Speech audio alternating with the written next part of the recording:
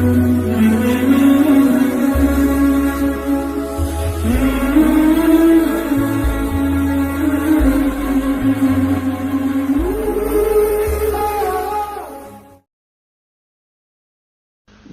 اللہ الرحمن الرحیم۔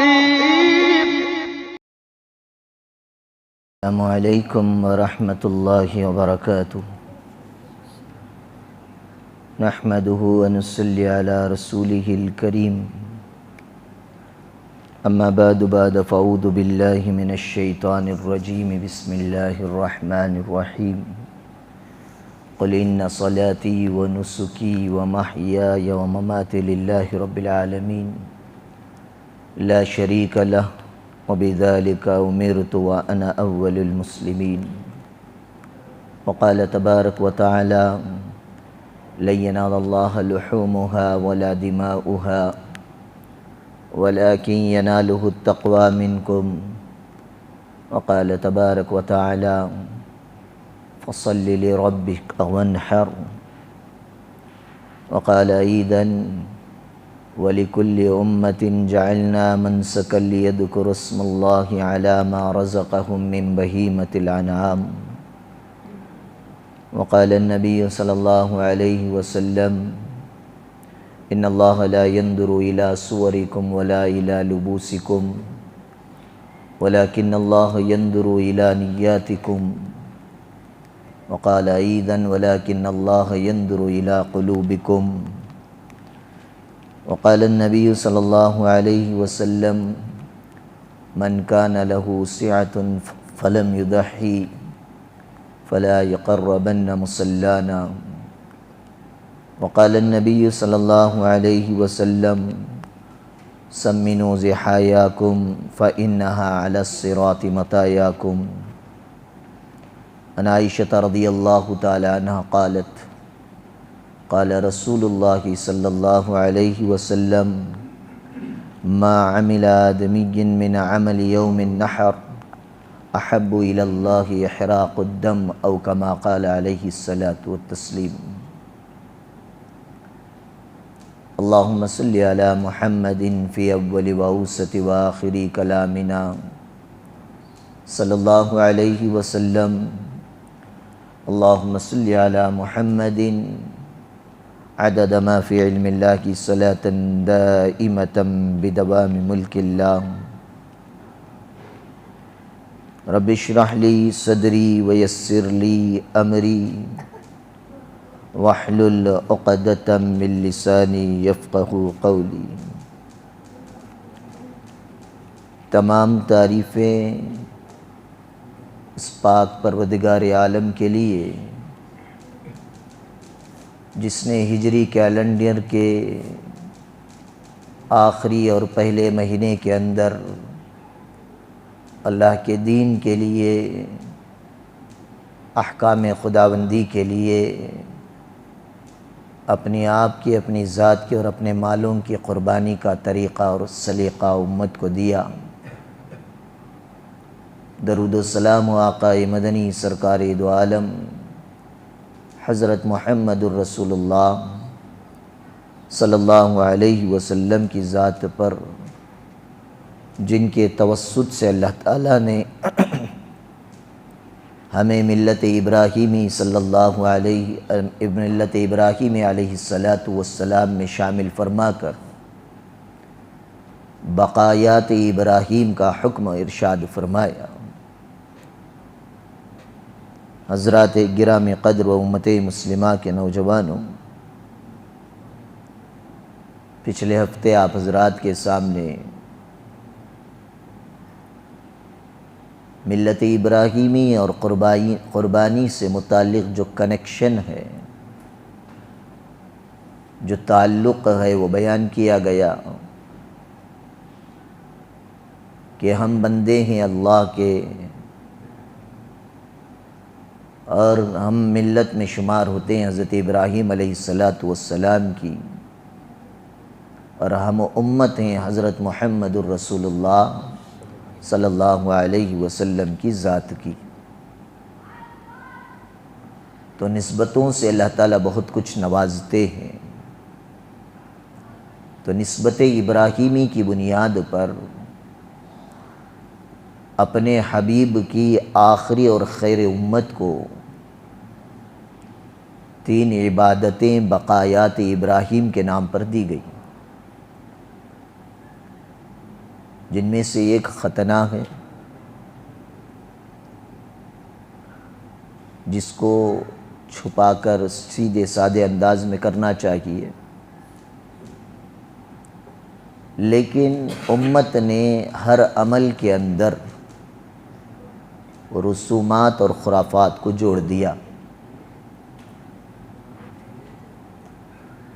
امسالی summer holidays میں ایک صاحب آئے، آ کر مسئلہ پوچھے، حضرت بچے کی ختنہ ہو کو ہے،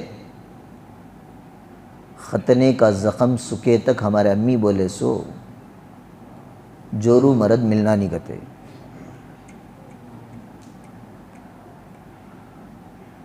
ختنہ کسی اور کی چیز کی ہوئی، کسی اور کی چیز کو منع کیا جا رہا ہے۔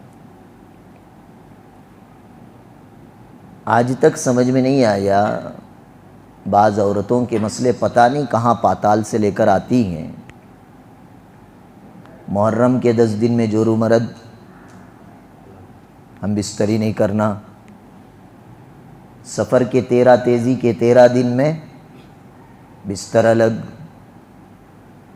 اور گھما پھرا کر ختنے کی ایک رسم باقی تھی، یہاں بلا کو جوڑ ڈالے۔ بچے کی ختنہ ہوئی تو جورو و مرد ملے سکا نہیں کرتے۔ اللہ تبارک و تعالی اس امت کے اندر سے خرافات اور رسومات کو ختم فرما کر دین کی صحیح تعلیم سے روشناس فرمائے۔ آمین۔ یہ سارے غلط فہمیاں ہیں۔ مجھے لگتا ہے شاید یہ ساسوں کی چال ہے، کیونکہ آج کل بہت سارے ساسوں کی چالیں ایکتا کپور جو دکھاتی ہے، جس کو امت دیکھ رہی ہے، اور بالخصوص یہ سارے رسم و رواج کہاں ہیں؟ انڈیا، پاکستان اور بنگلہ دیش میں۔ چوتھے ملک میں ڈھونڈے تو بھی یہ رسمہ نہیں ملتے ہم نا۔ اور یہ 3 کنٹری کی اسپیشلٹی بولوں، ساز بہو سانپ منگس کے سکا، عربوں میں نہیں ہے، کیونکہ میری بھابھی عرب کی ہے، سسرال عرب کا ہے میرے بھائی کا۔ ان میں عربوں کے اندر بھاوج اور نڑن کے لفڑے نہیں ہیں، ساز بہو کے لفڑے نہیں ہیں، کیونکہ وہ جو تہذیب ہے، ان کا جو بچپنا جو گزرتا ہے یہ اسلامی تہذیب میں، تو مینٹیلٹی بچپن سے بنی رہتی ہے۔ اور یہاں پہ انڈیا، پاکستان اور بنگلہ دیش میں مینٹیلٹی ایکتا کپور بناتی ہے، یا تو بہو ولن نہیں تو ساس۔ چھوٹی موٹی بچکو رہتی ہے سو کسر سانس پوری کر ڈالتی ہے، یعنی ہونے والی بیوی کی ماں۔ دیکھ کرو ماں، ساساں بہت ڈینجر۔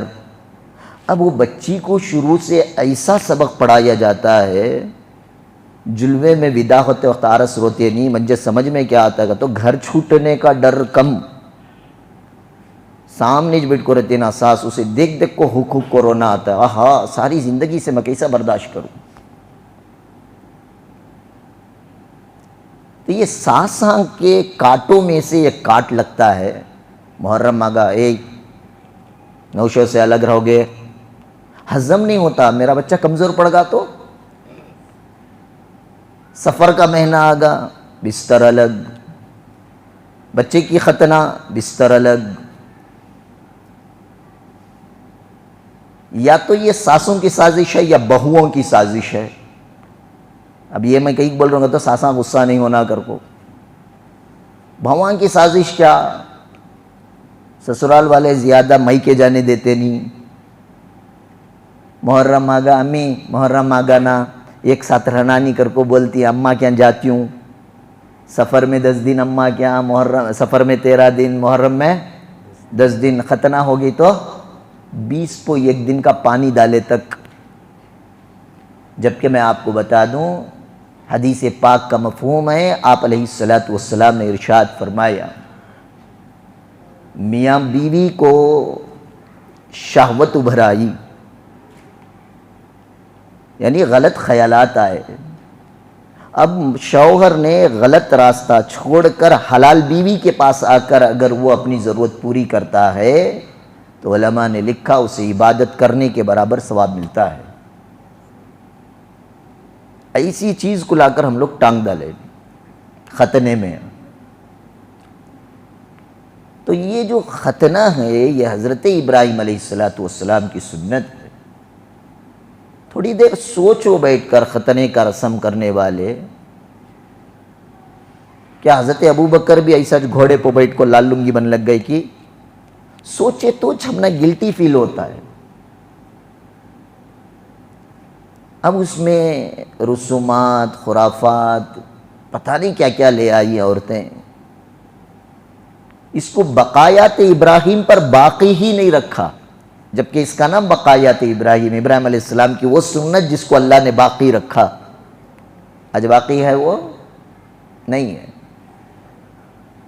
دوسری عبادت جو ملت ابراہیمی کی بنیاد پر مجھے اور آپ کو ملی وہ ہے حج. آج حجاج اکرام رمی کرنے کے بعد مینا کے اپنے اپنے خیموں میں پہنچ چکے ہوں گے. آج حاجیوں کا بڑا دن ہے اور آج کے دن حاجی تھکتا ہے. رات مزدلفہ میں گزاری انہوں نے، صبح پہنچے، جمرات کی رمی کی. اور امسال حج کا جو شیڈول بنا ہے، پہلے ہوتا یہ تھا کہ 22 میں بھی گیا، پچھلے سال کے حاجیوں سے بھی کارگزاری لی. جمرات کرنے کے بعد آدمی قربانی کے لیے خود کہیں بھی جا سکتا ہے، لیکن اس بار ایسا نہیں ہے. جمرات کی رمی کرنے کے بعد ان کا پورا ون وے بنایا گیا کہ وہ لوٹ کر مینا میں اپنے خیمے میں آ کر ٹکیں گے. اور قربانی کا وقت دیا گیا امسال کرناٹک والوں کو دوپہر 4 بجے، کیونکہ رمی کے بعد قربانی ہے اور قربانی کے بعد بال کاٹنا ہے، احرام نکالنا ہے. ہو سکے تو آج ہی طواف اور سعی بھی کرنی ہے اور لوٹ کر مینا پہنچ کر رات گزارنی ہے. آج حاجیوں کے لیے بڑا مشقت کا دن ہے. اللہ ہر طرح کی آفت اور پریشانیوں سے حاجیوں کی حفاظت فرمائے. اللہ تعالیٰ تمام حجاج کے حج کو قبول فرمائے. اللہ ہم ناکاروں کو بھی اللہ کے گھر کا دیدار نصیب فرمائے. اور کل حاجیوں کا عرفہ ہو گیا اور ہمارا آج عرفہ ہے. آج ہمارے لیے مغفرت کا دن ہے. ایک حدیث میں آتا ہے کہ اللہ تبارک و تعالی عرفہ کے دن جتنے لوگوں کی مغفرت فرماتے ہیں پورے سال میں اتنے لوگوں کی مغفرت نہیں فرماتے. اللہ کرے کہ اللہ آج کے اس مقدس دن کی برکت ہم سب کے اور سارے امت مسلمہ کی مغفرت فرمائے. دوسرا عمل اللہ تعالیٰ نے بقایات ابراہیم میں سے دیا حج. حج کے بارے میں تفصیلات آپ سنتے رہتے ہیں. تیسری عبادت جو اللہ تبارک و تعالیٰ نے مجھے اور آپ کو عنایت فرمائی وہ ہے قربانی. اب قربانی سے متعلق کچھ باتیں پچھلے ہفتے آپ حضرات کے سامنے پیش کی گئیں. اللہ تعالیٰ نے قرآن میں ارشاد فرمایا وَلِكُلِّ أُمَّةٍ جَعَلْنَا مَنْسَكًا لِيَذْكُرُوا اسْمَ اللَّهِ عَلَى مَا رَزَقَهُم مِّن بَهِيمَةِ الْأَنْعَامِ کہ اللہ تبارک و تعالیٰ نے ہر امت کے لیے قربانی رائج فرمایا. آدم علیہ السلام سے لے کر حضرت عیسیٰ ابن مریم علیہ السلام تک سب کو عطا فرمایا قربانی کا حکم. کیوں؟ لِيَذْكُرَ اسْمَ اللَّهِ عَلَى مَا رَزَقَهُم مِّن بَهِيمَةِ الْأَنْعَامِ تاکہ لوگ وہ جانوروں پر اللہ کا نام لیں جن کو میں نے رزق کے طور پر عطا فرمایا ہے. تو اللہ تعالیٰ نے خود قرآن میں ارشاد فرما دیا کہ اللہ تعالیٰ نے اس امت کو قربانی کا کیوں حکم دیا.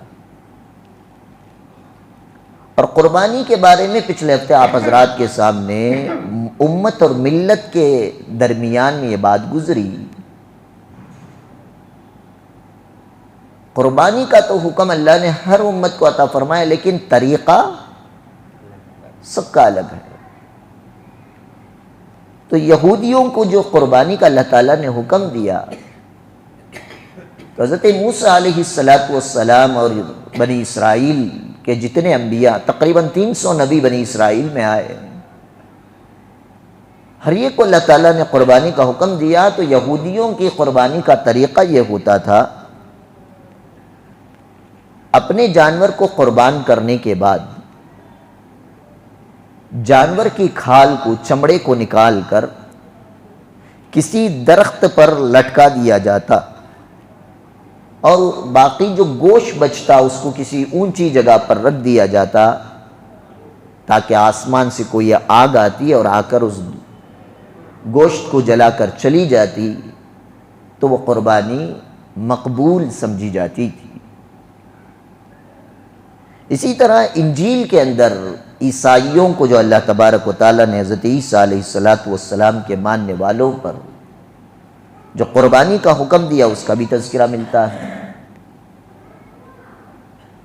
اور حضرت عیسیٰ علیہ السلام کی بعد تقریباً 550-600 سال بعد حضور اکرم حضرت محمد الرسول اللہ صلی اللہ علیہ وسلم اس دنیا میں تشریف لائے۔ حضرت عیسیٰ علیہ السلام کے بعد سے آپ علیہ السلام کی نبوت تک کے اعلان سے پہلے کے زمانے کو زمانہ جاہلیت کہا جاتا ہے۔ کیا کہا جاتا ہے؟ زمانہ جاہلیت۔ زمانہ جاہلیت میں بھی مختلف قسم سے قربانیاں دی جاتی تھی،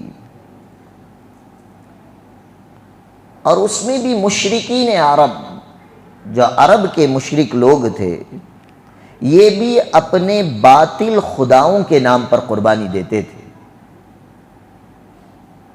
اور یہ باطل خداؤں کے نام پر قربانی کیسے دیتے تھے، اس کو سب سے اچھا سمجھنے والے ہندوستانی ہیں، کیونکہ ہمارے ملک کے اندر بت پرستی سب سے زیادہ ہے، اور آپ بھی دیکھتے ہوں گے بتوں کے نام پر بلی چڑھائی جاتی ہے۔ یہ الگ بات ہے کہ عین بقرعید کے موقع پر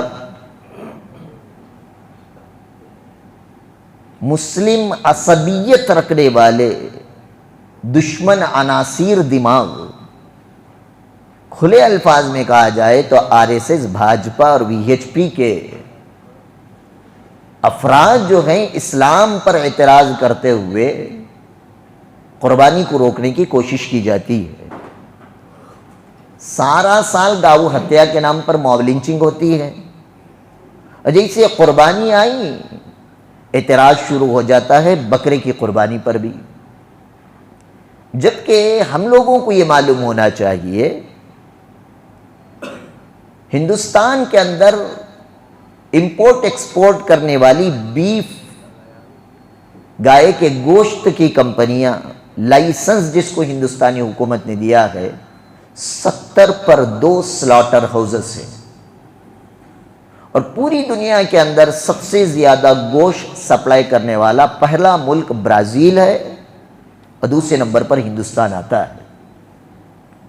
ہندوستان میں بھی سب سے زیادہ جو کمپنی گائے کے گوشت کو ایکسپورٹ کرتی ہے، الکبیر، اور یہ ہے کہاں؟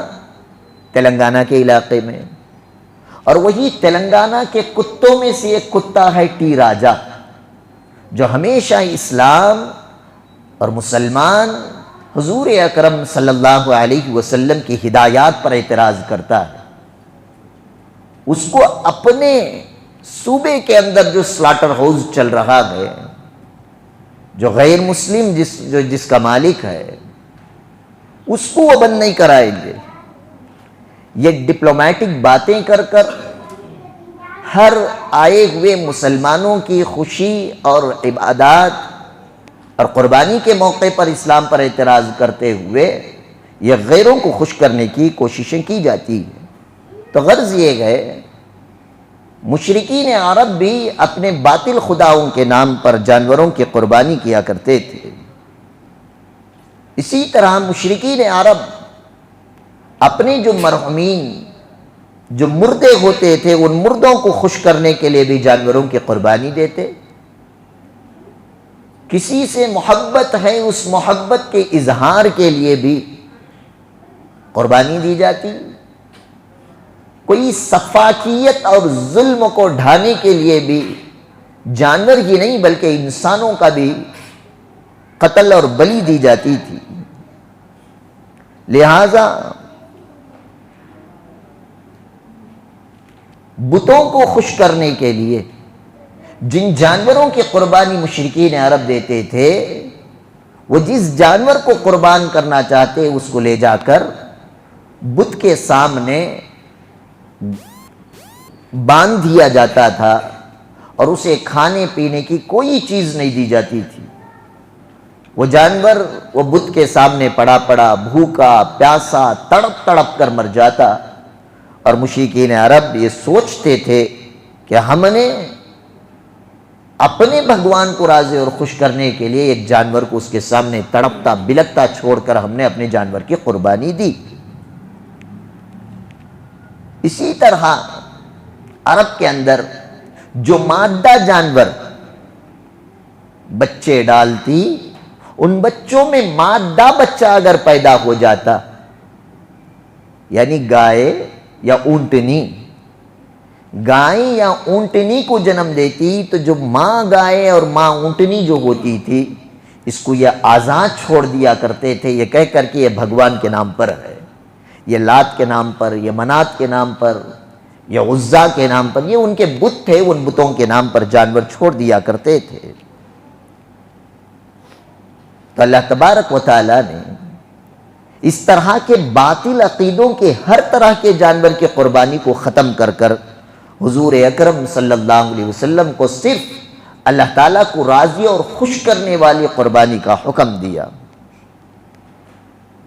اور وہ قربانی کا جو اللہ تبارک و تعالیٰ نے حکم دیا اس امت سے پہلے جتنے انبیاء اکرام علیہم السلام تھے ان تمام نبیوں پر قربانی کے گوشت کو یا قربانی کے کھال کو یا قربانی کے چیز کو استعمال کرنے کی اجازت نہیں تھی.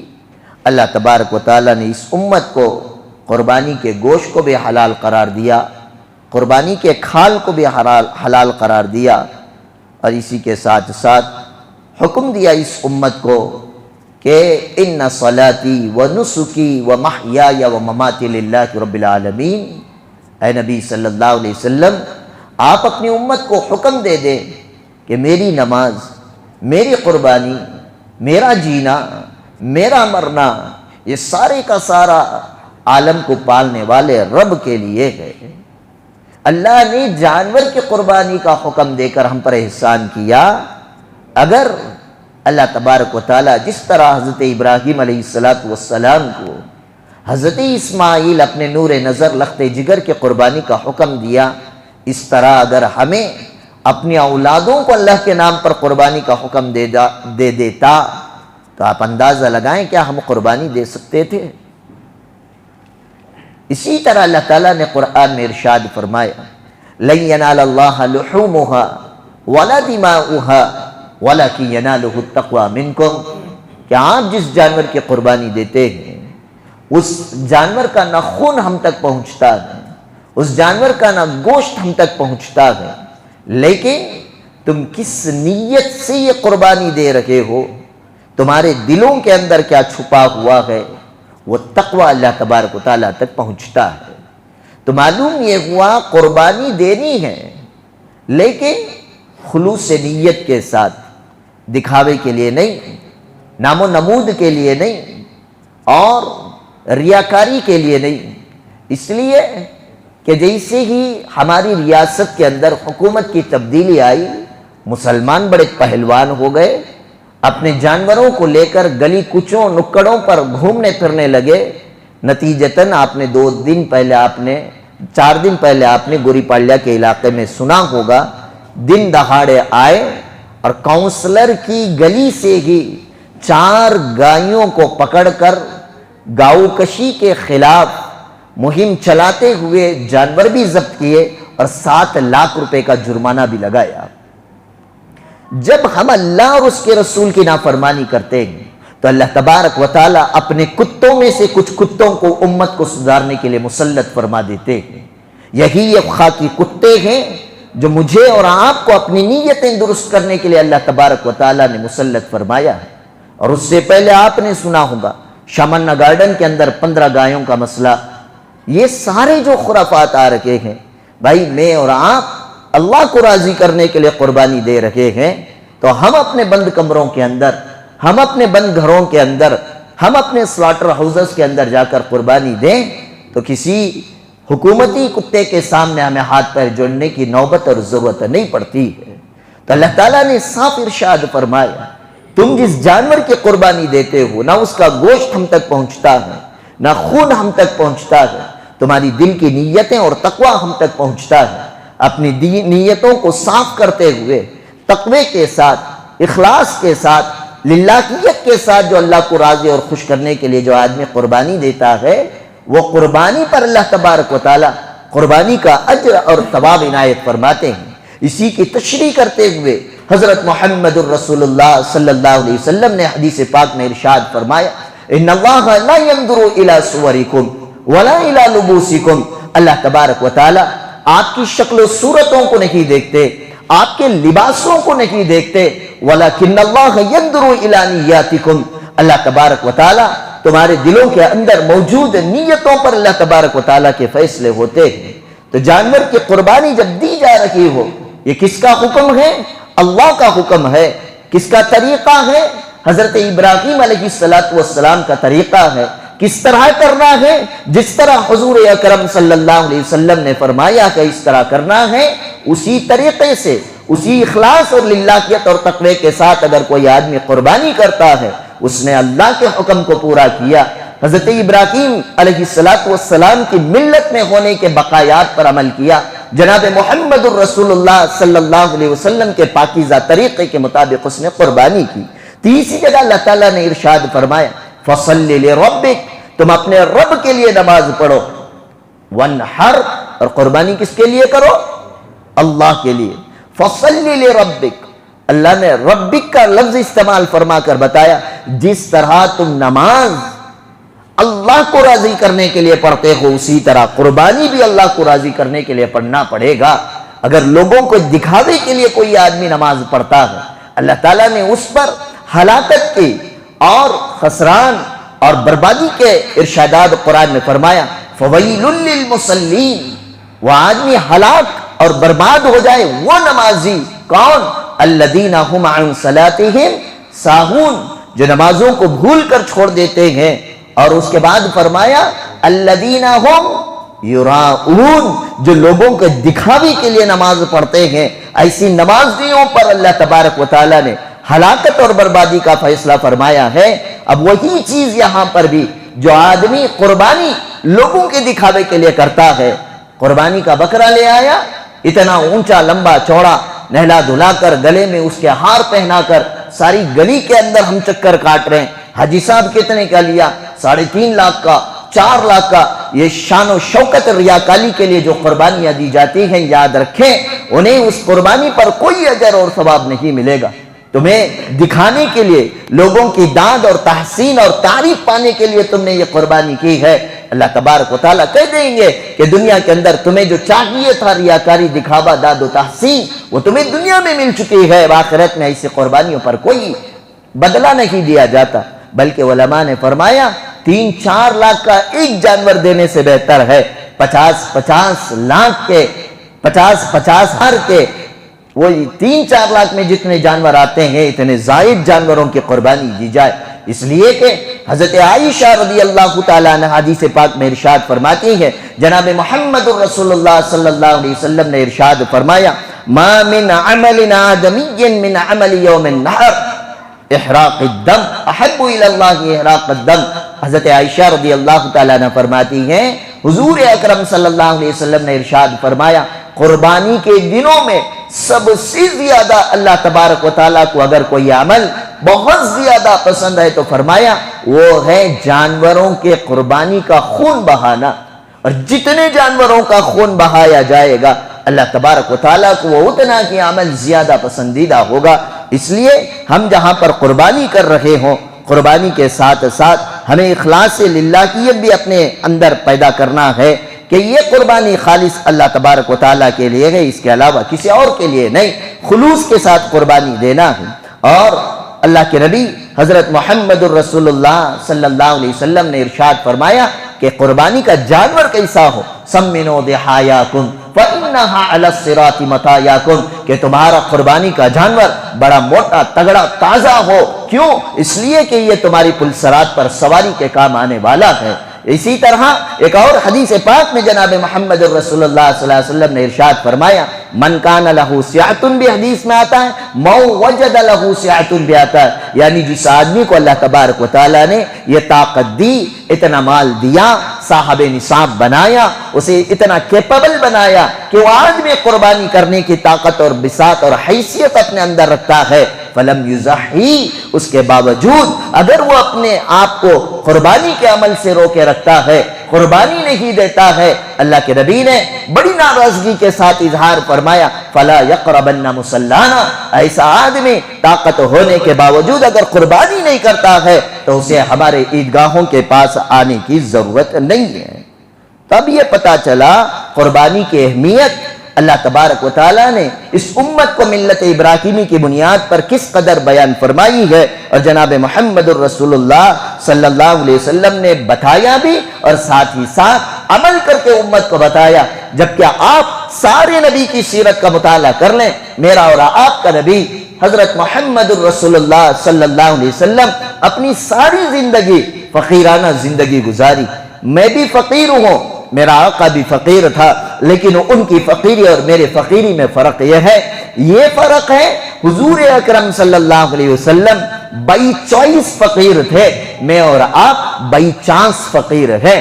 میرے نبی کے پاس روزانہ مال غنیمت لاکھوں اشرفیاں آتے تھے، آپ علیہ السلام سونے سے پہلے سارے کے سارے مال کو غربا، یتامہ، مساکین مدینہ کے اندر تقسیم فرما دیا کرتے تھے اور خود بھوکے پیٹ سونا پسند فرمایا کرتے تھے۔ تو ایسی زندگی گزارنے والے پیارے آقا صلی اللہ علیہ وسلم جو ایک دن کے لیے بھی صاحب نصاب نہیں بنے، اس کے باوجود حضرات صحابہ فرماتے ہیں، ابو داؤد کی روایت میں آتی ہے حضور اکرم صلی اللہ علیہ وسلم 10 سال مدینہ طیبہ میں تھے اور ہر سال حضور اکرم صلی اللہ علیہ وسلم 2 جانوروں کی قربانی کیا کرتے تھے، جبکہ میرے نبی پر قربانی واجب نہیں تھی، اس کے باوجود قربانی کر کے امت کو بتایا۔ یہ اس لیے کہ آپ علیہ السلام صرف بولا نہیں کرتے تھے، بولا بھی کرتے، عمل کر کے نمونہ اور آئیڈیل کے طور پر آپ علیہ السلام اپنا عمل چھوڑ کر جاتے تھے۔ صحابہ نے پوچھ لیا اللہ کے نبی 2 جانوروں کی قربانی، حضور اکرم صلی اللہ علیہ وسلم نے ارشاد فرمایا ایک جانور میں اپنی طرف سے دے رہا ہوں اور ایک جانور میرے امت کے ان غریبوں کی طرف سے دے رہا ہوں جن کو اللہ تبارک و تعالیٰ نے قربانی کرنے کی اتنی طاقت عطا نہیں فرمائی۔ اور میرا پیارا محمد ہمارے دنیا میں آنے سے پہلے، آج سے 1400 سال پہلے، امت کے غریبوں تک ثواب پہنچانے کے لیے اپنی امت کی جانب سے قربانی دیا کرتا تھا، اور میں اور آپ ہیں اس نبی کے عاشق ہونے کا دعویٰ تو بھرتے ہیں، لیکن ایمانداری سے بتانا ہم نے اپنی زندگی کے اندر حضور اکرم صلی اللہ علیہ وسلم کے نام پر کیا قربانیاں دی، جبکہ وہ نبی کا صدقہ یہ دین ہم تک پہنچا، وہ نبی کا توسط یہ کلمہ ہم تک پہنچا، وہ نبی کے واسطے سے اللہ تعالیٰ نے ساری انسانیت کو انسان بن کر زندگی کیسے گزارے وہ طریقہ اور سلیقہ سکھایا۔ اس نبی کا اتنا احسان ہم پر ہے، خدا کی قسم ساری انسانیت بھی مل کر حضور صلی اللہ علیہ وسلم کا اگر بدلہ چکانا چاہے نہیں چکا سکتے ہیں۔ ایسے محسن نبی کے نام پر میں اور آپ اپنے قربانی کے علاوہ ایک اور جانور زیادہ خرید کر آپ علیہ السلام کے نام پر قربانی دے دیں تو کیا ہماری دولت میں کمی آ جائے گی؟ لیکن میرا ایمان ہے جس آدمی نے اپنی قربانی کے ساتھ حضور اکرم صلی اللہ علیہ وسلم کے نام پر قربانی دے گا، یاد رکھیں اس کے مال و دولت میں اللہ تعالیٰ کبھی کمی نہیں فرمائیں گے۔ آپ علیہ السلام کی برکت اور توسط سے اللہ تبارک و تعالیٰ مال کے اندر بڑھوتری عطا فرماتے رہیں گے۔ اور یہی حضرت محمد الرسول اللہ صلی اللہ علیہ وسلم جب حجۃ الوداع کے موقع پر حج پر گئے، حضور اکرم صلی اللہ علیہ وسلم نے 100 اونٹوں کی قربانی دی۔ کتنے؟ 100 اونٹوں کی قربانی دی۔ سارے محلے میں ایک اونٹ آ جائے، سارا محلہ دیدار کرنے کے لیے آتا ہے۔ اور اونٹ کی حیثیت حضور اکرم صلی اللہ علیہ وسلم کے دور کے اندر آج جیسے مرسیڈیز بینز کے، رولس رائل کے جو ایک اہمیت سواری کی ہوتی ہے، حضور اکرم صلی اللہ علیہ وسلم کی سب سے بہترین سواری اونٹ ہوا کرتی تھی۔ حضور اکرم صلی اللہ علیہ وسلم نے اس دور کے اندر 100 اونٹوں کی قربانی دی۔ اب آج کے دور میں ایک اونٹ کی قیمت کتنی ہے؟ 100 اونٹوں کی قیمت کیا ہوگی؟ آپ بیٹھ کر کیلکولیٹ کر لیں۔ اور 100 اونٹوں میں حضور اکرم صلی اللہ علیہ وسلم نے 60 پر 3 اونٹ اپنے دست مبارک سے نحر فرمایا، باقی 30 پر 7 اونٹوں کو حضرت علی کے حوالے کر کر فرمایا، اے علی باقی کے اونٹوں کی تم قربانی کر دینا۔ امت کو بتایا نہیں بلکہ پریکٹیکلی عمل کر کے مجھے اور آپ کو بتایا کہ دیکھو مال دیا ہوا اللہ کا ہے، اسی اللہ کا حکم ہے اپنے مالوں کو تم اللہ کے نام پر قربان کرو۔ جب اللہ کے نبی قربان کرنے پر آئے، شاید میرے نبی کے بعد کوئی ایسا حاکم اور حکمران آیا ہو جس نے اپنی زندگی کے اندر 100 اونٹیں دی کر امت کو سبق سکھایا ہو۔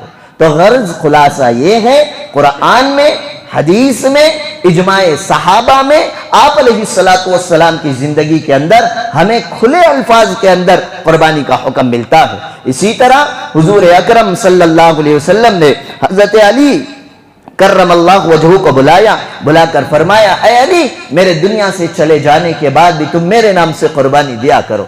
حضرت حضور اکرم صلی اللہ علیہ وسلم کے وفات کے بعد حضرت علی کرم اللہ وجہ اپنی زندگی میں جب بھی قربانی کا موقع آیا 2 جانور خرید کر لاتے تھے۔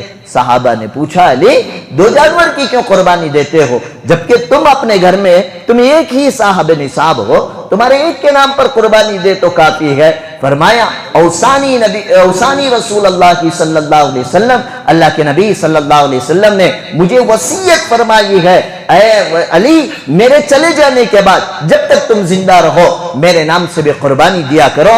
تو حضرت علی رضی اللہ تعالی عنہ ہر سال اپنے نام سے بھی قربانی دیتے، جناب محمد الرسول اللہ صلی اللہ علیہ وسلم کے نام سے بھی قربانی دیا کرتے تھے۔ یہ حدیث دلیل ہے ہمارے اس عمل کی جو بعض لوگ کہتے ہیں مرحوم کے نام سے قربانی نہیں دینا چاہیے، اس لیے کہ ہر انسان کا عمل اس کی زندگی میں جو کرتا وہ کام آتا ہے۔ مرحوم کے نام پر قربانی دینے سے قربانی نہیں ہوتی۔ یہ جو اہل حدیث احباب جو فتویٰ گاڑتے ہیں وہ اہل حدیث ابو داؤد شریف کے اندر یہ روایت موجود ہے، جہاں سیاستہ کے حدیثیں اور صحیح حدیث کا مطالبہ کرتے ہیں۔ حوالہ دے رہا ہوں، جاؤ ابو داؤد کے اندر باقاعدہ ابو داؤد رحمت اللہ علیہ نے باقاعدہ انہوں نے باب باندھا ہے مرنے کے بعد مرحوم کے نام سے قربانی دینا کیسا ہے، اس کے ضمن کے اندر یہ حدیث بیان فرمائی ہے۔ آپ علیہ السلام نے خود اپنے انتقال کے بعد حضرت علی کو اپنے نام کے قربانی کا حکم ارشاد فرمایا ہے۔ تو غرض یہ ہے اللہ کے نبی کی زندگی میں، اللہ کے نبی کے دنیا سے پردہ فرمانے کے بعد حضرت علی کو جو وصیت کا فرمانا ہے، یہ ساری کی ساری چیزیں قرآن و حدیث اور اعمال صحابہ، یہ ہمیں اجماع امت سے پتہ چلتا ہے کہ قربانی کی اہمیت کیا ہے۔ اب پتہ تو چلا قربانی دینا اہم ہے، ضروری ہے، اسینشیل چیزوں میں سے ہے، تو اب قربانی دے گا کون؟ تنبیہ الحقائق کے اندر حضرات علماء نے مسائل بیان فرمایا تجب علی حرین، قربانی کس پر واجب ہوتی ہے؟ فرمایا ایک تو پہلی چیز فرمایا اس آدمی پر جو آدمی آزاد ہو، غلام پر قربانی واجب نہیں ہوتی، پہلی شرط آزاد ہونا۔ دوسری شرط فرمایا مسلمان پر، غیر مسلم پر قربانی بولیے بھائی واجب نہیں ہے۔ ہم آزاد ہیں، الحمدللہ آزاد ہیں، غلام تو نہیں ہیں۔ ہمارے اکابر و اسلاف نے انگریزوں کی غلامی سے ہمیں آزاد فرمایا ہے، اللہ ان اکابر و اسلاف کو جزائے خیر عطا فرمائے۔ دوسری چیز الحمدللہ ہم اپنے آپ کو مسلمان سمجھتے ہیں، یہ الگ بات ہے ہمارے اعمال بہت گئے گزرے ہیں، اللہ ہمارے گناہوں کو معاف فرمائے، اللہ اپنے نیک بندوں میں میرا اور آپ کا شمار فرمائے، لیکن نام کے اعتبار سے صحیح ہم کون ہیں؟ مسلمان ہیں۔ دوسری شرط پائی گئی۔ تیسری شرط فرمایا گیا کہ عاقل ہو، عقل مند ہو۔ دیوانہ مجنوں پر قربانی واجب نہیں ہوتی، اس لیے کہ شریعت کے مکلف ہونے کے لیے عقل مند کا ہونا بھی شرط ہے۔ آزاد ہو، مسلمان ہو، عقل مند ہو، اور تیسرے نمبر پر فرمایا بالغ ہو۔ نابالغ پر قربانی واجب نہیں ہوتی۔ یہ میں اس لیے بول رہا ہوں، یہ بنیادی شرطوں میں سے ہے۔ بہت سارے لوگ آ کر پوچھتے ہیں حضرت میرے بچے کے نام پر قربانی دے سکتے کیا؟ بھائی بچے کے نام پر قربانی دے سکتے ہیں، قربانی دینے سے قربانی ادا ہو جائے گی، لیکن ابھی یہ بچہ شریعت کا مکلف نہیں ہے۔ اگر آپ قربانی بچے کے نام سے دیں گے، قربانی تو ہوگی لیکن وہ قربانی نفل ہوگی، اور بچے کے بالمقابل وہ قربانی کے نیکیاں، اجر اور ثواب کی زیادہ ضرورت مرحومین کو ہے۔ یہ بچہ چھوٹا ہے، کل بڑا ہوگا، بالغ ہوگا، اس کے بعد اس کو اعمال کریں گا، اجر اور ثواب۔ یہ بالغ ہونے سے پہلے تک کی جو لائف ہے، اس لائف کے بارے میں کوئی حساب و کتاب نہیں ہوتا ہے۔ لیکن جو مرحومین، ہمارے والدین، ہمارے دادا دادی، نانا نانی، ہمارے آبا و اجداد، خاندان اور قبیلے والے، ہمارے اساتذہ، مشائخ اور صوفیہ، مصنفین اور صحابہ، تابعین و تبع تابعین جو اس دنیا سے چل چکے ہیں، ان کو زیادہ ثواب اور نیکیوں کی ضرورت ہوتی ہے۔ تو بچوں کے نام پر، نابالغ بچوں کے نام پر قربانی دینے سے بہتر ہے اپنے مرحومین کے نام سے قربانی دی جائے، تاکہ اگر اللہ ان کو آزمائش میں رکھا ہے، ان کے عذاب اور حساب کو آسان کر دے، اگر وہ جنت میں پہنچ چکے ہیں تو اس عمل سے جنت میں ان کے درجے مزید بلند ہو جائیں گے۔ تو فرمایا پہلی چیز آزاد ہونا، دوسری چیز مسلمان ہونا، تیسری چیز عقل مند ہونا، اور چوتھی چیز بالغ ہونا، پانچویں چیز فرمایا گیا کہ مقیم ہونا۔ مسافر پر قربانی واجب نہیں۔ اگر کوئی آدمی 78 کلومیٹر 78 کلومیٹر یہاں سے سفر کر کے چلا جاتا ہے تو وہ مسافر شمار ہوا۔ سمجھ لو کلین، کتنے کلومیٹر؟ 70 پر 8 کلومیٹر سفر کر کے نکلا، جیسے 78 کلومیٹر پار ہوئے وہ مسافر۔ کب تک؟ جب تک کہ اس کا وہ سفر 15 دن یا 15 دن سے کم ہو تو مسافر ہے۔ جہاں پر جا رہا ہے وہاں پر 15 دن اس کو ٹھہرنا ہے، یا 15 دن سے زائد اس کو ٹھہرنا ہے، تب وہ مسافر نہیں ہوگا، تب وہ کیا ہو جائے گا؟ مقیم ہو جائے گا۔ مثال کے طور پر بہت سارے لوگ ہمارے درمیان سے حج پہ گئے، اللہ تبارک و تعالیٰ تمام حجاج کے حج کو قبول فرمائے، اللہ ان حاجیوں کی دعاؤں میں ہم گنہگاروں کا بھی حصہ نصیب فرمائے۔ آج وہ بڑی مشقت والے عمل میں ہیں، لیکن جو حاجی یہاں سے گئے کرناٹک سے، یہ سب سے پہلے مدینہ طیبہ گئے، مدینہ کے اندر 8 9 10 دن تک کا قیام رہا، 3 الگ الگ بیچز کے حساب سے۔ وہاں پہ رہنے کے بعد ذوالحلیفہ سے احرام باندھ کر وہ مکۃ المکرمہ گئے، اور مکۃ المکرمہ میں 8 ذی الحجہ سے پہلے وہ 13 دن یا 14 دن یا 15 دن ہی ہوئے ہیں۔ 15 دن کمپلیٹ ہونے سے پہلے وہ مکے سے نکل کر مینا چلے گئے، تو اب وہ مسافر شمار ہوں گے، مقیم شمار نہیں ہوں گے۔ مکے میں 15 دن یا 15 دن سے زائد ہو گئے، اب وہ مقیم ہیں۔ بات سمجھ میں آئی؟ اب وہ جو آدمی مکے میں 15 دن سے زائد رہ گیا، اس کے اوپر قربانی کرنا واجب ہے۔ 15 دن سے پہلے وہ مکے سے نکل کر مینا، مینا سے نکل کر عرفات، عرفات سے نکل کر مزدلفہ، مزدلفہ سے نکل کر مینا، 5 دن کے بعد پھر مکہ مکرمہ واپس آ رہا ہے، تو وہ آدمی مسافر شمار ہوتا ہے۔ مسافر پر قربانی کرنا واجب نہیں ہے۔ ہاں اگر حاجی اپنے حج کے جانور کے علاوہ، حاجی جو وہاں پہ قربانی دیتا ہے نا، وہ قربانی یہ ذی الحجہ کی قربانی نہیں ہے، وہ حج تمتع یا حج قران جو حاجی حج پہ جاتا ہے، اس کے لیے ایک جانور ذبح کرنا ضروری ہے، وہ ادائیگی وہاں پر ادا کی جاتی ہے۔ اس کے علاوہ اگر کوئی آدمی قربانی دینا چاہے حاجی، اس کے اوپر واجب تو نہیں ہے، ہاں البتہ اگر قربانی دیتا ہے تو اس حاجی کی طرف سے بھی قربانی ادا ہو جاتی ہے۔ مسئلہ سمجھ میں آیا؟ آزاد ہونا، مسلمان ہونا، عاقل یعنی عقل مند ہونا، بالغ ہونا اور مقیم ہونا، مسافر پر قربانی واجب نہیں۔ اب بہت سارے بہار کے احباب یہاں پہ رہتے ہیں، 15 دن یا 15 دن سے زائد وہ یہاں پر رہ رہے ہیں، تو وہ مسافر نہیں ہوں گے، وہ کون ہوں گے؟ مقیم ہوں گے۔ اچھا برسوں سے یہاں رہ رہے ہیں، عید کے لیے 8 دن کے لیے وہ دوبارہ پلٹ کر بہار متحاری کے علاقے میں اگر چلے گئے تو اب وہاں پر جو گیا ہے وہ 8 دن کے لیے گیا ہے، تب بھی وہ مقیم شمار ہوگا، مسافر نہیں، اس لیے کہ وہ جو گاؤں ہے وہ اس کا وطن اصلی ہے، یہ وطن اقامت ہے۔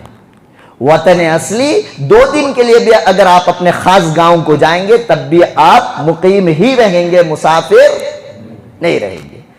6 شرطیں ہو گئی۔ 7ویں شرط قربانی کے لیے فرمایا کہ 7ویں شرط صاحب نصاب، صاحب حیثیت کا ہونا۔ ہر آدمی پر قربانی نہیں ہے، آزاد پر ہے، غلام پر نہیں ہے، مسلمان پر ہے، غیر مسلم پر نہیں ہے، عاقل پر ہے، دیوانے اور مجنون پر نہیں ہے، بالغ پر ہے، نابالغ پر نہیں ہے، مسافر پر نہیں ہے، مقیم پر ہے۔ اسی طرح فرمایا ہر انسان پر نہیں، صاحب حیثیت پر۔ اب یہ صاحب حیثیت مجھے اور آپ کو سمجھنا ہے۔ ہم لوگ سمجھتے کیا ہیں؟ قربانی کی بات نہیں دے رہا، کیا حضرت ہمیں غریبانہ؟ تیرے حساب کا غریب غریب نہیں، تیرے حساب کا مالدار مالدار نہیں ہے۔ اللہ کے حساب سے اگر دیکھا جائے، اللہ نے صاف فرمایا واللہ الغنی وانتم الفقراء، اللہ صرف مالدار ہے، تم سب فقیر چند ہو۔ تو فقیر اور مالدار کا پیمانہ شریعت طے کرتی ہے، اللہ کا حکم جناب محمد الرسول اللہ صلی اللہ علیہ وسلم کے ارشادات میں جو بیان کیا گیا کہ امت کے افراد میں صاحب حیثیت کون ہے، صاحب نصاب کون ہے۔ اب شریعت محمدیہ صلی اللہ علیہ وسلم کہتی ہے جس آدمی کے پاس 7.5 تولہ سونا، 7.5 تولہ سونا، چاندی کریں امجد بھائی، چاندی کا تو پورے دینا تمہیں، کون بھی نہیں بچتا، مرد ہو یا عورت ہو، 7.5 تولہ سونے کی حیثیت۔ اب تولے الگ الگ، 8 گرام کا، 10 گرام کا، 12 گرام کا، 3 طرح کے تولے چلا کرتے تھے۔ اب اس کو کنورٹ کیا گیا گرامز کے اندر، کیونکہ میں اور آپ گرامز ہی جانتے ہیں، تمل ناڈو میں 100 رن چلتا ہے، ایسے یہ پرانے ناپ تول تھے۔ اب اس کو کنورٹ کیا گیا تو فرمایا گیا 80 پر 7 گرام 480 ملی گرام کسی کے پاس صرف سونا ہے۔ کتنے گرام؟ 80 پر 7 گرام 480 ملی گرام خالی سونا ہے، چاندی کا تارا بھی نہیں ہے، پاؤں کا چھلا بھی نہیں ہے، انگلی کی انگوٹھی بھی نہیں ہے، صرف سونا ہے، کیش روپیہ نہیں ہے حضرت، انویسٹمنٹ پوچھوچ نہ کو، خالی سننا یتا ہے۔ شریعت کہتے ہیں مالدار ہے۔ کسی کے پاس سننا 0، کیش 0، انویسٹمنٹ 0، لیکن چاندی ہے، 52.5 تولہ چاندی، کنورٹ کرو گرام سے، فرمایا 612 گرام 360 ملی گرام اگر کسی کے پاس چاندی ہے، شریعت کہتے ہیں وہ مالدار۔ ایسے 2 قسم کے افراد بہت کم ملتی ہیں۔ یہ سونا چاندی درہم اور دینار کے حساب سے ہے۔ اب ہمارے ملک کی سطح کے اعتبار سے کسی کے پاس ذرہ سننا ہے، کیا ہے بھائی؟ ذرہ تو بھی رہتا ہے۔ ہندوستانی بائکوں کا نے سننا نہیں کہ تو کھانا ہضم نہیں ہوتا، رتی تو بھی رہنا، کیا نہیں کہ تو بھی سنگا میں پیسے لے کو تارا تو بھی پہنتے ہی نہیں۔ رتی سننا ہے، رتی چاندی ہے، تھوڑے بہت ڈبیا میں چھپا کو پیسے بھی ہیں۔ جو عورت پیسے نہیں بچاتی انہیں عورتی نہیں۔ 100 روپے دیا تو بھی کنجوس مرد مانا، اس کی جو روپیہ تو بھی بچا کو رکھتی اچھی، یہ عورتوں کی خصوصیت ہے۔ لیکن ہم مردوں سے زیادہ بے غیرت کون بھی نہیں۔ जोरू कने कब तभी पूछ को खरज ले को दी हमें।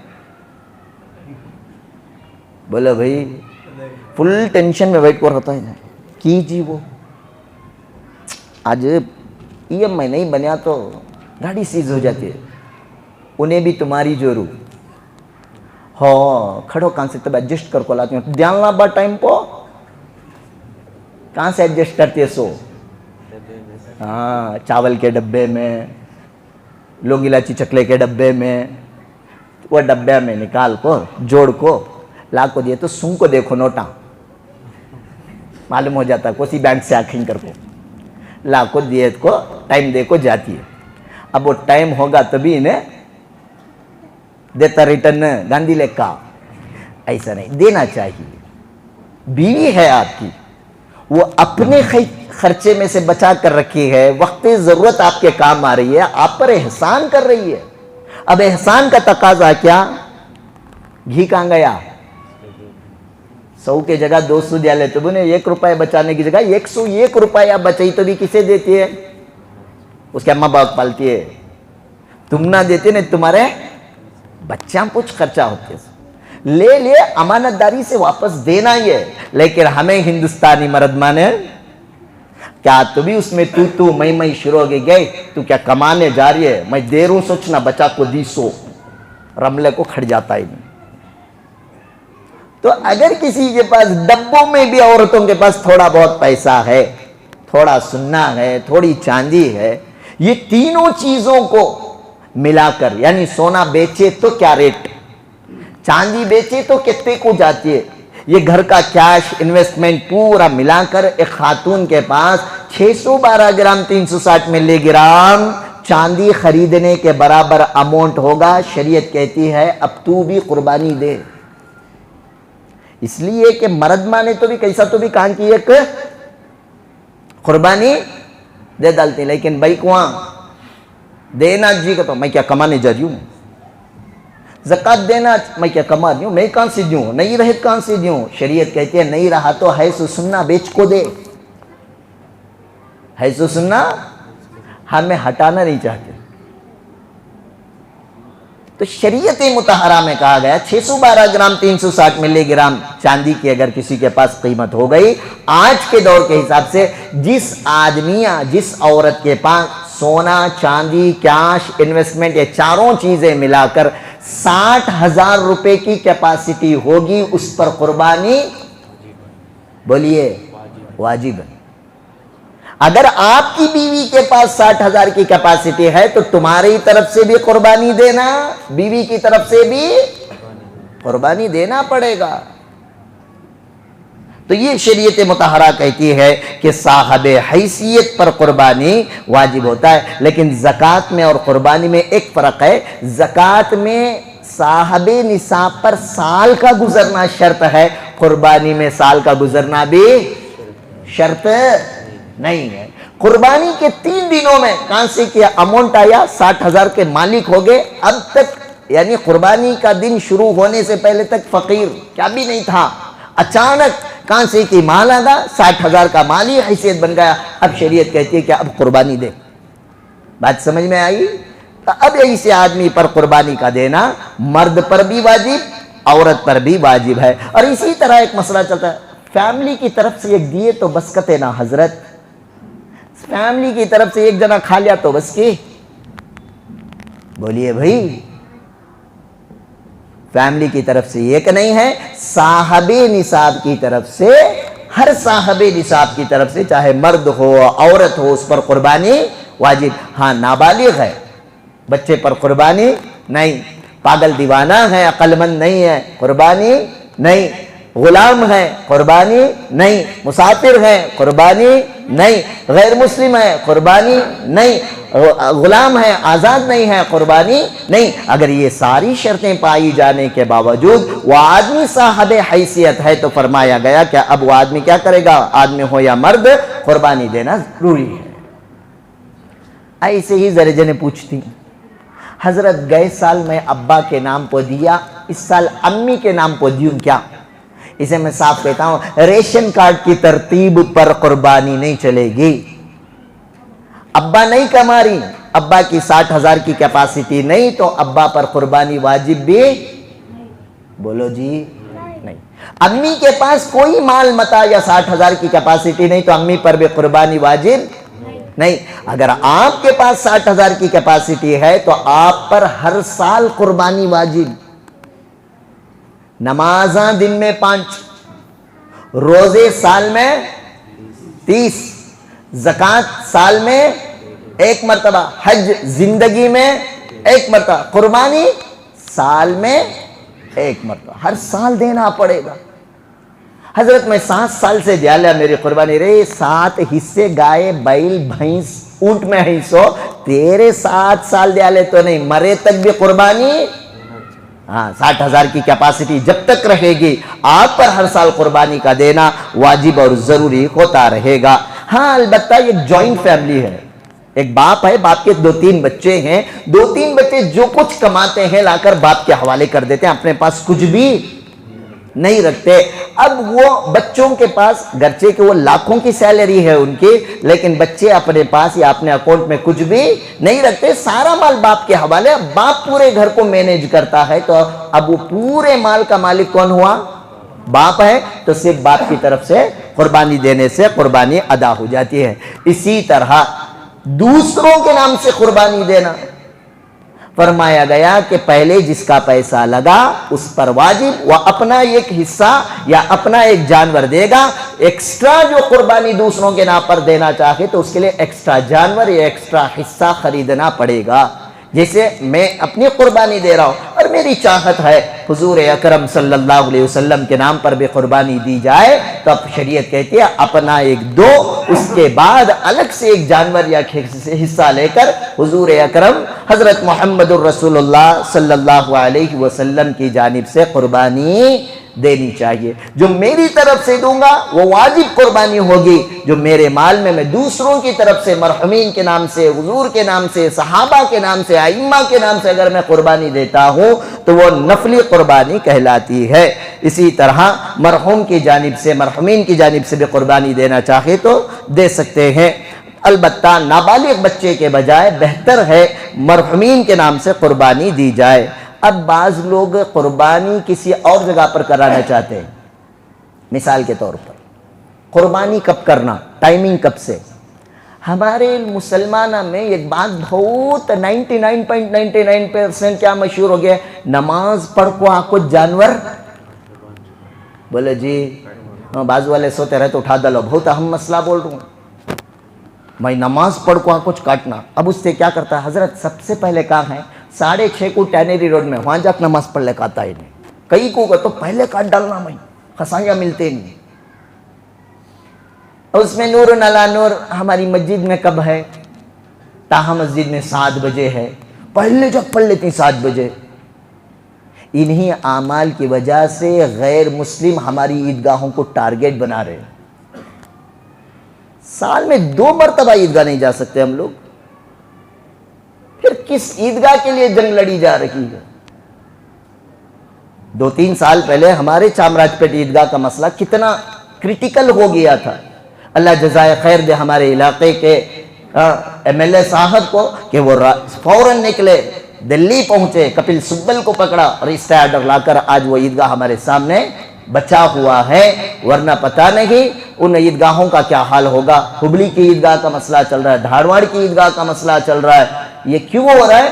اس لیے کہ یہ یاد رکھیں یہ ملک سیکولر ہے. یہاں پر سر گنے جاتے ہیں، میجورٹی دیکھی جاتی ہے. ایسے کھچا کھچ عیدگاہوں کے اندر مسلمان اکٹھے ہو جائیں کہ وہ عیدگاہ تنگ پڑ جائے تو ان دشمنوں کے ذہنوں میں اس کے چھیننے کے خواب و خیال بھی پیدا نہیں ہوں گے. ہاں البتہ مساجد میں انتظام کیوں کیا جاتا ہے؟ بوڑھے لوگ ہوتے ہیں، پیروں میں چلنے کی طاقت نہیں رہتی، ویل چیئر والے ہوتے ہیں، شوگر پیشنٹس ہوتے ہیں، یا بستر مرگ کے لوگ، اسی طرح چھوٹے چھوٹے بچے ہوتے ہیں. اب ان کو بھی لے کو ہمیں عیدگاہ آ جاتی. عیدگاہ لے لے کہتی نا بچے، ان کا کام کیا بولو؟ خطبہ سننا نہ ہے. 2 رکعت نماز واجب، وہ واجب کمپلیٹ ہوتی ہے سو خطبے کے ساتھ سلام پھیرتے اٹھا لیتی. کیا فونا 2 بچے گلے مل رہی ہیں اور ٹی وی والے بولا ہیڑی ری بھیک مانگتی. بچوں کے فوٹو ٹی وی میں ڈالنے، نیوز میں دکھانے، انہیں فقیر بن کو پھرتا رہتا ہے. شرم آنی چاہیے. عبادت اللہ کو راضی اور خوش کرنے کے لیے اللہ نے ایسی بہترین عبادت دی. شکریہ ادا کرنے کے لیے عیدگاہ جا رہے ہیں. ہم لوگ کیا کر رہے ہیں؟ بچوں پکڑ لے جا کو فوٹواں سیلفیاں، انہیں تو اٹھ کو کھڑ جاتا پورا پھر کو لیتا کیا ہی کو کہتا اسٹیٹس میں ڈالنے جنازہ. دیکھو میرے میت پہ اتنے کتنا بڑا مجمع ہے. عید کے دن گناہ، ویڈیوگرافی حرام ہے. عیدگاہ میں کھڑے ہو کر اللہ کے دربار میں حاضر ہو کر شکرانہ ادا کر کے جا کے حرام کاری کریں گے تو بتاؤ اللہ تعالیٰ کی طرف سے نصرت کے فیصلے ہوں گے؟ کب عقل آئے گی؟ بہرحال ان تمام خرافات سے بچیں. بچوں کو عیدگاہ لے کر نہ جائیں ورنہ آپ کی نماز خراب ہے. خطبہ غور سے سننا، جیسے اتحیات میں بیٹھ کو سنتے ہیں ایسا سننا، لیکن بغیر خطبے کے پتہ نہیں لوگ بعض تو سلام پھرتے اٹھ کو آ جاتی.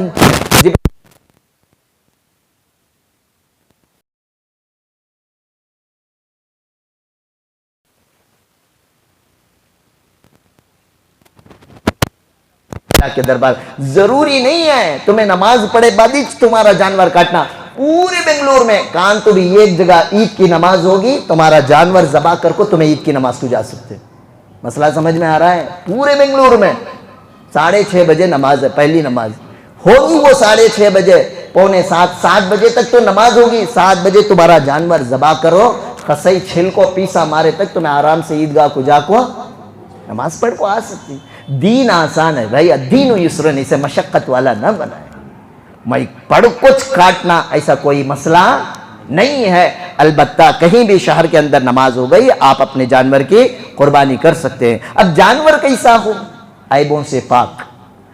ابھی ٹائم نہیں ہے ورنہ تفصیل بیان کرتا. لنگڑا، لولا، لچا، لفنگا، کانا، بوڑا، مسئلے الگ پوچھتے ہیں. حضرت آدھا کان کٹ کو ہے، قربانی دے سکتی ہیں کیا؟ اللہ کے دربار میں دے رہے بابا، خوبصورت جانور. اللہ کے نبی صلی اللہ علیہ وسلم حدیث میں فرمایا قربانی کا جانور ڈھونڈو تو فرما موٹا تازہ بھی رہنا، دیکھنے میں خوبصورت بھی رہنا. شادی کرنا کا تو کتنے شکلان دیکھتے ہیں، ایسا پلٹما ویسا پلٹما، بال دکھاما، دم دکھاما، یہ دکھاما وہ دکھاما. اللہ کے نام پر جانور قربان کر رہی، دیکھنے میں بھی کیا رہنا؟ خوبصورت رہنا. خوبصورت لوگ تو مرزا غلام محمد قادیانی کی سکا کانا لے لکاری، کون کی بنگارپا کے سکا قربانی کا جانور لا رہا ہے، کون کی پولیو کا جانور لے کر ہے. فرمایا گیا کہ عیبوں سے پاک ہو، خوبصورت ہو دیکھنے میں. اگر بکرا، بکری، چھیلا، چھیلی اور بہار والے بولتے ہیں خسی، اگر یہ جانور ہے اس کی عمر 1 سال رہنا. کیا رہنا؟ 1 سال سے کم، 1 دن کم رہا تو بھی قربانی نہیں ہوتی. ہاں دمبا ہے، صرف دمبا ہے 6 مہینے یا 6 مہینے سے زائد ہے، لیکن دیکھنے میں 1 سال سے زیادہ کا یا 1 سال کے برابر کا لگ رہا ہے. صرف دمبے کی قربانی. حضرت بولے نا تمہیں 6 مہینے کا موٹا تازہ راہ چلتا ہے، بکرا چھیلی لا لیں گے. بکرا چھیلی میں یہ مسئلہ نہیں چلے گا. اسی طرح ایک اور مسئلہ مشہور ہے، حضرت بینجا پھوڑ ڈالی جانور دیے دے کیا؟ کپورے کھانے والے، خواہش رکھنے والے خلے کپورے کھچ لے کاتی. یاد رکھو بینجا کے جانور سے بینجا پھوڑی سو جانور کی قربانی دینا افضل. اب 2 ہیں، ایک بینجا کا، ایک بینجا پھوڑ ڈالیں. شریعت کہتے ہیں جس بینجا پھوڑ ڈالیں اس کی قربانی دینا زیادہ ثواب ہے. ہمیں سوچتے ہیں بینجا پھوڑ ڈالے تو عیب نہ، بینجا پھوڑ ڈالے تو انہیں اور کیا ہوتا ہے؟ مست مستنڈا ہو جاتا ہے، فربا بنتا ہے. تو یہاں پہ آپ کی عقل نہ چلائیں، شریعت کی نقل چلائیں. تو خسی کیا ہوا جانور، بینجا پھوڑے ہوئے جانور کی قربانی دینا زیادہ افضل ہے. تو لہٰذا بڑا جانور ہو جیسے گائے، بیل، بھینس کی قربانی بھی جائز ہے. اگر ایسا جانور ہے تو کم سے کم اس کی عمر کتنی ہو؟ 2 سال. اونٹ ہے تو اس کی عمر 5 سال. اور سارے جانور میں عیب، پورے کا پورا جانور تمہارے لیے حلال، لیکن 7 چیزاں حرام. وہ 7 چیزاں نہیں کھانا. ایک فرمایا دم مسفوح، کاٹے تو جو خون نکلتا ہے نہیں، اسے کھانا جائز نہیں. بیچنا بھی، ٹھیک ہے. تو ہمارے مسلمان خسایاں کانٹ کو خون پکڑ کو قصائیاں بیچتی، نہ کھانا جائز نہ بیچنا جائز. شریعت کہتے ہیں جو چیز کھانا حرام اس کا بیچنا بھی حرام. تو جو خون بہایا جا رہا ہے وہ دم مسفوح، وہ کھانا حرام ہے. اسی طرح فرمایا نر اور مادہ جانور کی شرمگاہ، میل اور فیمیل کی شرمگاہ، اس کا کھانا بھی حرام. تیسری چیز فرمایا تمہارا فیوریٹ خصیتین، کپورے. میں شروع میں بہت جنے پوچھتے تھے حضرت کپورے نہیں کھانا، میں بہت شوق سے کھاتا ہوں حضرات. نہیں بیٹا نہیں کھانا. شریعت میں کپورے بیجاں کھانا بولو بھائی حرام ہے، اس کی اجازت شریعت میں نہیں دیتی. چوتھے نمبر پر فرمایا پاخانے کی جگہ جہاں سے ٹٹی کی جاتی ہے وہ جگہ کا کھانا بھی حرام. پانچواں فرمایا غدود، جو ایک قسم کا سخت گوشت ہوتا ہے، وہ خسیج کیا کرتا ہے، چھچڑے کڑ کو کاٹ ڈالتا ہے. اور چھٹے نمبر پر فرمایا مثانہ، پیشاب کی تھیلی جس میں جانور کا پیشاب ٹکتا ہے. اور ساتویں نمبر پر فرمایا پتا. پتا تو انہوں بھی ڈالتے نہیں، آگا تو تمہیں بھی کھاتے نہیں، لیکن یہ 7 چیزوں کو شریعت میں حرام قرار دیا گیا. اس کے علاوہ ہر چیز کھانا، ہر چیز کھانا. یہ کی وہ پوچھ رہا ہوں تو ذرا جانا بوٹی کہتے ہی ناک چڑھا لیتی. بھائی تجھے پسند نہیں نکو کھا، لیکن شریعت نے اس کو منع نہیں فرمایا، حرام نہیں فرمایا. تو جو چیز شریعت حرام نہ قرار دے اسے میں اور آپ حرام قرار نہیں دے سکتے. تو یہ قربانی کے کچھ موٹے موٹے اہم مسائل ہیں. اللہ تبارک و تعالیٰ سے دعا ہے اللہ تعالیٰ اس عید قربان کو سارے امت مسلمہ کے لیے خیر کا، عفو کا، عافیت کا، امن کا، محبت کا فیصلہ فرما کر ہمارے لیے عید کی خوشیاں دوبارہ فرمائے. اسی کے ساتھ ساتھ آخری میں ایک مسئلہ، جیسا کہ آپ لوگ جانتے ہیں قربانی کے جانور کا چمڑا اگر میں خود استعمال کرنا چاہ رہا ہوں، میرے جانور کا چمڑے کو میں جانی ماز بنا رہا ہوں یا اسے مست ارطغرل غازی کا تخت بنانے کے واسطے میں سکھا کو دباغت دے کو رکھ لیوں، میرے استعمال کے لیے اگر میں لانا چاہوں تو اسے میں خود استعمال کر سکتا ہوں. اگر میں استعمال نہیں کرنا چاہ رہا ہوں تو اس کھال کو واجب التصدق، اس کے بیچنے کے بعد اس کے پیسے کچھ صدقے میں دینا. کسے دینا؟ جن کو زکوٰۃ دینا جائز ان کو دینا جائز ہے. البتہ بہت سارے بیت المال سے ہوتے ہیں جو چمڑے کو اپنے آپ کے چمڑوں کو اپنے بیت المال میں لیتے ہیں اور لے کر